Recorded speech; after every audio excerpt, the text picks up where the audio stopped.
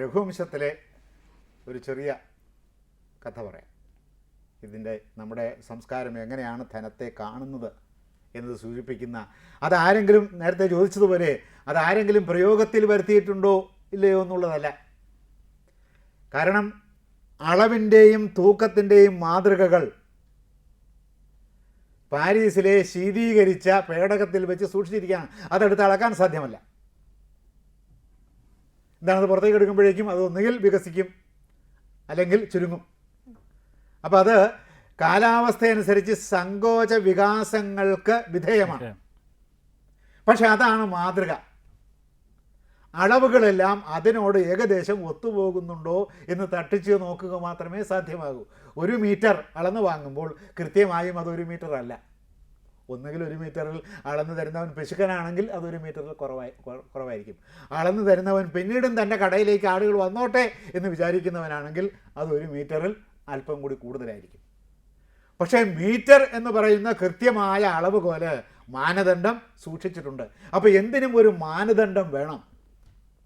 നമ്മുടെ ജീവിതം ശരിക്കും മനുഷ്യൻ്റെ ജീവിതം തന്നെയാണോ എന്ന് തട്ടിച്ചു നോക്കാൻ, സന്തുലനപ്പെടുത്തി നോക്കാൻ ഒരു മാനദണ്ഡം വേണം. ഈ മാനദണ്ഡമാണ് വ്യാസൻ എല്ലായിടത്തും സൃഷ്ടിച്ചു പോകുന്നത്. നമ്മുടെ ഭാരതീയ സംസ്കാരം സൃഷ്ടിച്ചു വച്ചിരിക്കുന്നതും ഈ മാനദണ്ഡം തന്നെയാണ്. അപ്പോൾ മാനദണ്ഡം ആവശ്യമാണ്. അതിനോട് തട്ടിച്ചു നോക്കിയിട്ടാണ് നാം ധർമ്മമനുഷ്ഠിച്ചോ അധർമ്മത്തിലേക്ക് നിവദിച്ചോ എന്ന് നോക്കുന്നത്. കഥ വരതന്തുവിൻ്റെ ശിഷ്യനായ കൗത്സ്യൻ വിദ്യാഭ്യാസമൊക്കെ കഴിഞ്ഞപ്പോൾ അദ്ദേഹം ആചാര്യൻ്റെ അടുത്ത് ചെന്ന് ചോദിച്ചു, എല്ലാവരും ദക്ഷിണ തരികയാണല്ലോ, അതല്ലോ എല്ലാവരും ദക്ഷിണ തരികയാണ് അതിന്, അപ്പോൾ ഞാനും ദക്ഷിണ പോലെ എന്തെങ്കിലും തരണ്ടേ എന്ന് ചോദിച്ചു. വേണ്ട, നിൻ്റെ കയ്യിൽ ദക്ഷിണ തരാനൊന്നും ഇല്ലാത്തതുകൊണ്ട് നീ ദക്ഷിണ ഒന്നും തരണ്ട. നീ ദക്ഷിണ തന്നതായി ഞാൻ അംഗീകരിച്ചിരിക്കുന്നു. നിനക്ക് യഥേഷ്ടം പോയി കുടുംബജീവിതം നയിക്കാം. ഇങ്ങനെ സന്യാസത്തിലേക്കും ഒന്നും ആരെയും അന്ന് നിർബന്ധമായി പിടിച്ചു കയറ്റുന്ന സമ്പ്രദായമേ ഉണ്ടായിരുന്നില്ല ഭാരതത്തിൽ. സന്യസിക്കാൻ പൊതുവെ ആചാര്യന്മാർ സമ്മതിക്കില്ല. കാരണം സന്യാസം അത്രയ്ക്ക് ക്ലിഷ്ടമായ ഒരു ജീവിത രീതിയാണ്. അതുകൊണ്ടാണ് അത് സമ്മതിക്കാത്തത്. ഇദ്ദേഹം പിന്നെയും നിർബന്ധിച്ചു. എന്തെങ്കിലും ഒന്ന് കൊടുത്തില്ലെങ്കിൽ മനസ്സിന് അദ്ദേഹത്തിന് സംതൃപ്തി കിട്ടായതുകൊണ്ട് ഇങ്ങനെ നിർബന്ധിച്ച് പറഞ്ഞപ്പോൾ പെട്ടെന്ന് ദേഷ്യം വന്നതുപോലെ ഭാവിച്ചിട്ട്, ദേഷ്യം വരികയല്ല, ദേഷ്യം വന്നതുപോലെ ഭാവിച്ചിട്ട് പറഞ്ഞു, നീ പോയി 14,000 പൊന്മരാഹൻ കൊണ്ടുവരിക എന്ന് പറഞ്ഞു. 15,000 എന്ന് പറഞ്ഞത് എന്തുകൊണ്ടാണെന്ന് മനസ്സിലാക്കുന്നില്ല. ഒരു തുക തികച്ചിരിക്കട്ടെ എന്ന് വിചാരിച്ചിട്ട് അങ്ങനെ പറഞ്ഞില്ല, 14,000 പൊന്മരാഹൻ കൊണ്ടുവരിക എന്ന് പറഞ്ഞു.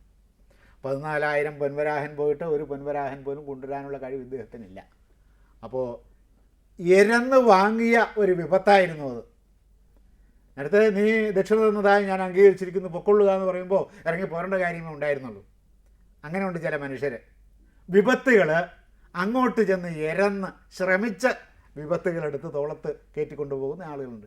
അങ്ങനെ വിപത്തെടുത്ത് തോളത്ത് കയറ്റിയ ആളാണ് നമ്മുടെ ഈ വരതന്തു ശിഷ്യനായ കൗത്സ്യൻ. അക്കിത്തത്തിൻ്റെ ഒരു കവിതയിൽ ഈ ഇദ്ദേഹത്തെക്കുറിച്ച് പരാമർശം വരും, ഈ കൗത്സ്യനെ കുറിച്ച്. നിത്യമേഘം എന്നാണ് കവിതയുടെ പേര്. അത് കാളിദാസൻ്റെ കൃതികളെ സംബന്ധിക്കുന്ന ഒരു സമഗ്രമായ കവിതയാണ്. ആളുകൾ വേണ്ടത്ര അത് ശ്രദ്ധിച്ചിട്ടുണ്ടോ എന്ന് അറിഞ്ഞുകൂടാ. അതിമനോഹരമായ കവിതയാണ്, അർത്ഥപൂർണമായ ഒരു കവിതയുമാണത്. എന്താണ് ഇനി ചെയ്യേണ്ടതെന്ന് സതീർത്ഥന്മാരുമായിട്ട് ആലോചിച്ചു. സതീർത്ഥന്മാരുമായിട്ട് ആലോചിക്കുന്നത് പോലെ അപകടകരമായ ഒരു ആലോചന വരെ ഉണ്ടാകാനില്ല എങ്കിൽ തന്നെയും ആലോചിച്ചു. പക്ഷേ ഈ സതീർത്ഥന്മാർ അപകടകാരികളല്ലാഞ്ഞതുകൊണ്ട് അവർ പറഞ്ഞു, ചക്രവർത്തിയുടെ അടുത്ത് പോയിട്ട് ഇദ്ദേഹത്തിന്, ആചാര്യന്, മഹർഷിക്ക് ഗുരുദക്ഷിണ കൊടുക്കാനുള്ള തുക നീ അന്വേഷിക്കുക. അദ്ദേഹം തരും. അദ്ദേഹം വലിയ ദാനവീരനും കൂടിയാണ്. അതുകൊണ്ട് അദ്ദേഹത്തിൻ്റെ അടുത്ത് പോയി നീ ഇത് ചോദിക്കുക, യാചിക്കുക എന്ന് പറഞ്ഞു. സതീർത്ഥന്മാരുടെ വാക്ക് ആദരിച്ച് പിന്നെ ആചാര്യനത് കൊടുക്കുകയും വേണമല്ലോ. സതീർത്ഥന്മാരുടെ ഉപദേശം സ്വീകരിച്ച് അദ്ദേഹം നേരെ രഘു മഹാരാജാവിൻ്റെ, അതായത് അയോധ്യയിലേക്ക് പുറപ്പെട്ടു. അവിടെ ചെന്ന് കാര്യങ്ങളൊക്കെ അന്വേഷിച്ച് നോക്കുമ്പോൾ രഘു മഹാരാജാവ് അവിടെ ഇല്ല, ചക്രവർത്തി അവിടെ ഇല്ല. ഇദ്ദേഹം ദിഗ്ജയം ചെയ്ത്, നമ്മളിന് ഉടനെ പാണ്ഡുവിൻ്റെ ദിഗ്ജയത്തിലേക്ക് വരും. ദിഗ്ജയം ചെയ്ത് പുത്രനെ രാജ്യഭാരം ഏൽപ്പിച്ച്, രാജനെ രാജ്യഭാരം ഏൽപ്പിച്ചിട്ട് അദ്ദേഹം സഹധർമ്മിണിയും കൂടി ഗംഗയുടെ തീരത്ത് താൻ തന്നെ ഒരു ആശ്രമം നിർമ്മിച്ച്, ഇത് ലോകത്തിൽ എവിടെയെങ്കിലും കേട്ടുകഴിയുണ്ടോ? മഹാരാജാവ് തന്നെ പോയിട്ട് അദ്ദേഹത്തിന് അനേകം ഭൃത്യന്മാരുണ്ടായിരിക്കെ, അനേകം അംഗരക്ഷകന്മാരുണ്ടായിരിക്കെ, അദ്ദേഹത്തിന് വേണ്ടുന്നതെല്ലാം ഒരുക്കി കൊടുക്കാൻ അനേകം ഭൃത്യന്മാർ അദ്ദേഹത്തിന് മുമ്പിൽ ഘോഷയാത്ര പോലെ നിരയായി നിൽക്കെ, അവരെ എല്ലാം ഉപേക്ഷിച്ചിട്ട് താൻ തന്നെ പോയി ഒരു വള്ളിക്കുടിൽ ഉണ്ടാക്കുക, ഒരു പർണശാല ഉണ്ടാക്കുക.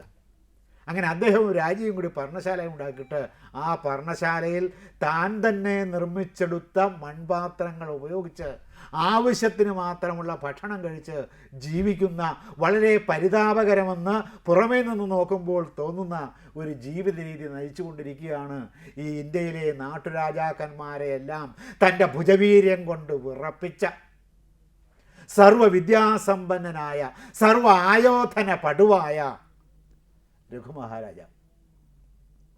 അതുകൊണ്ടാണ് ഇദ്ദേഹത്തിൻ്റെ ഇത്തരത്തിലുള്ള സാമർഥ്യം കൊണ്ടാണ് സൂര്യവംശമായ ആ വംശത്തിന് പിന്നീട് രഘുവംശമെന്നും കൂടി പേര് വീഴാനുള്ള കാരണം.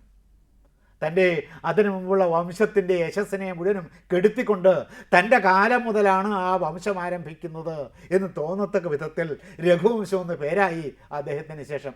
അങ്ങനെയുണ്ട് ചില ആളുകൾ ലോകചരിത്രത്തെ തങ്ങളുടെ ജീവിതം കൊണ്ട് മാറ്റിമറിച്ച് കളയുന്ന മഹാ കർമ്മധീരന്മാർ. ഗാന്ധിജി അങ്ങനെയുള്ള ഒരാളായിരുന്നു. സോക്രട്ടീസ് അങ്ങനെയുള്ളൊരു ചിന്തകനായിരുന്നു. അതുവരെയുള്ള ചിന്തയെ മുഴുവനും തൻ്റെ ജീവിത ചിന്ത കൊണ്ട്, തൻ്റെ തത്വചിന്ത കൊണ്ട് മാറ്റിമറിച്ച് കളഞ്ഞ യൂറോപ്പിലെ, അവർ യൂറോപ്യന്മാർ പറയുമ്പോൾ പറയും ലോകത്തിലെ എന്ന് പറയും, അവർക്ക് ലോകം എന്ന് പറഞ്ഞാൽ യൂറോപ്പ് മാത്രമേ ഉള്ളൂ. അപ്പോൾ യൂറോപ്പിലെ ഏറ്റവും വലിയ തത്വചിന്തകനായിരുന്നു അദ്ദേഹം. അതുവരെയുള്ള തത്വചിന്തകളെ മുഴുവനും തൻ്റെ തത്വചിന്തകൾ കൊണ്ട് നിഷ്കാസനം ചെയ്ത വ്യക്തിയായിരുന്നു സോക്രട്ടീസ്. ഇതുപോലെ ചില വ്യക്തികൾ തങ്ങളുടെ ജീവിതം കൊണ്ട് ലോകചരിത്രത്തിൻ്റെ ഗതിയെ തങ്ങളുടെ ജീവിതത്തിൻ്റെ ഗതിക്ക് അനുസരിച്ച് ഒഴുക്കിക്കൊണ്ടുപോകാൻ കൽപ്പാർന്ന ആളുകളുണ്ട്. ഇവിടെ രഘു തൻ്റെ ജീവിതം കൊണ്ട് രഘുവംശത്തിൻ്റെ അതുവരെ ഉണ്ടായിരുന്ന യശസ്സിനെ തിരുത്തിക്കുറിച്ച് അത് തൻ്റെ യശസ്സാക്കി പരിവർത്തിപ്പിച്ച, മാറ്റിമറിച്ച, പരിണമിപ്പിച്ച ചക്രവർത്തിയായിരുന്നു രഘു. അവിടെ ചെന്നപ്പോൾ കഥകളൊക്കെ മുനികുമാരന് പ്രതികൂലമായ വിധത്തിലാണ് പരിണമിച്ച് കിടക്കുന്നത്. പിന്നെ രഘു മഹാരാജാവൊന്നും ഇവിടെ ഇല്ല, അദ്ദേഹം പോയി.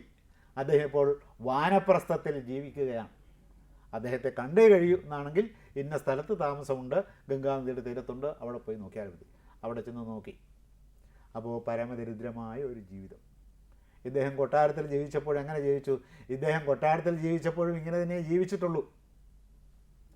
പക്ഷേ ആളുകളെ ആകർഷിക്കുന്നതിനും രാജാവ് അത്രയ്ക്ക് പെട്ടെന്ന് സമീപിക്കാവുന്ന ഒരാളല്ല, അസമീപ്യകാരിയായ ഒരു വ്യക്തിത്വമാണ് രാജാവിൻ്റേത് എന്ന് ജനങ്ങൾക്ക് തോന്നണം. അതിനാണ് വലിയ കൊട്ടാരത്തിൻ്റെ അകത്ത് താമസിക്കുന്നത്. തങ്ങൾക്ക് അത്ര പെട്ടെന്ന് സമീപിക്കാവുന്ന അഭിഗമ്യനായ ഒരു വ്യക്തിയല്ല എന്ന് തോന്നുന്നതിനാണ്. അല്ലെങ്കിൽ ഓടിച്ചെന്ന് സുഹൃത്തുക്കളോട് വർത്തമാനം പറയുന്നതിൽ വർത്തമാനം പറയും. അങ്ങനെ രാജാവിനോട് പറയാൻ പാടില്ല. ഇപ്പം ഗുരുവും ശിഷ്യനും തമ്മിൽ ഒരു അകലം വേണം. ഉള്ളിൽ അകലമില്ലെങ്കിലും പുറമേ അകലം വേണം, അല്ലെങ്കിൽ പഠിപ്പിക്കാനൊക്കെ ഇല്ല. ഇപ്പോൾ ഒരുത്തനെ ഇംഗ്ലീഷ് പഠിപ്പിച്ചപ്പോൾ അവൻ ചോദിച്ചു, ഈ PUT പുട്ടാണ്, CUT കട്ടാണ്, ഇതെങ്ങനെ യോജിക്കും? അതങ്ങനെയാണ്.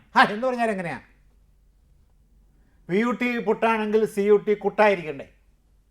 അല്ലാതെ അങ്ങനെയാണ്. അതെങ്ങനെ അങ്ങനെയാവുന്നത്?